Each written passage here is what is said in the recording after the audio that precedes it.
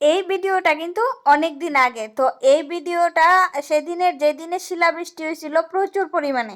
তো বন্ধুরা এডিটিং করে সেরে আমি কিন্তু ভিডিওটা তোমরা আমি শেয়ার করছিলাম, কিন্তু কপিরাইট হওয়ার কারণে আমি ভিডিওটা আবার ডিলিট করে লাইছি।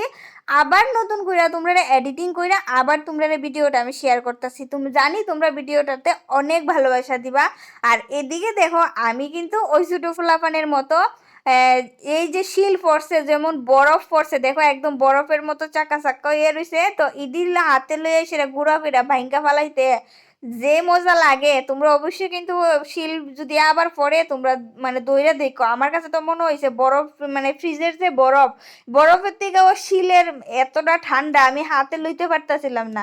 আর সেই পুরানো আগের যে সময় 10-12 বছর আসছিল তখন সময় থেকে আমার একটা অভ্যাস, বৃষ্টি হওয়ার পরে জলের মধ্যে আমার এইভাবে হাঁটতে লাগে। আমার খুব ভাল লাগে এই বৃষ্টির মধ্যে, ঠান্ডা ঠান্ডা বাতাস, জলটাও ঠান্ডা ঠান্ডা।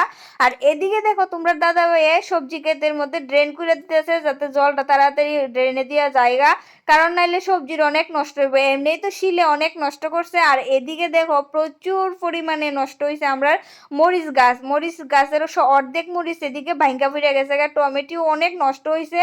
আর এদিকে দেখো লাউ গাছের যে সার দিছিল তোমরা দাদা ভাই, এই সারের মধ্যে অনেকটা শিল পড়ছে, না হলো 10 কেজি শিল হইব। আর এদিকে বালতি দিয়ে দিয়ে তোমরা দাদা ভাই এটা এটি মাটিতে ফালাইতেছে। তো যদি না ফালাই তো সিরা এমন আছে নিচেও পড়তে পারে, তো যার কারণে তোমরা দাদা ভাই এটি ফালাইয়া দিতেছে। আর হ্যাঁ, তোমরা কার কার বাড়িতে এমন শিল তোমরা পড়ছে অবশ্যই আমারে কমেন্টে জানাইও, জানি সবার বাড়িতে পড়ছে।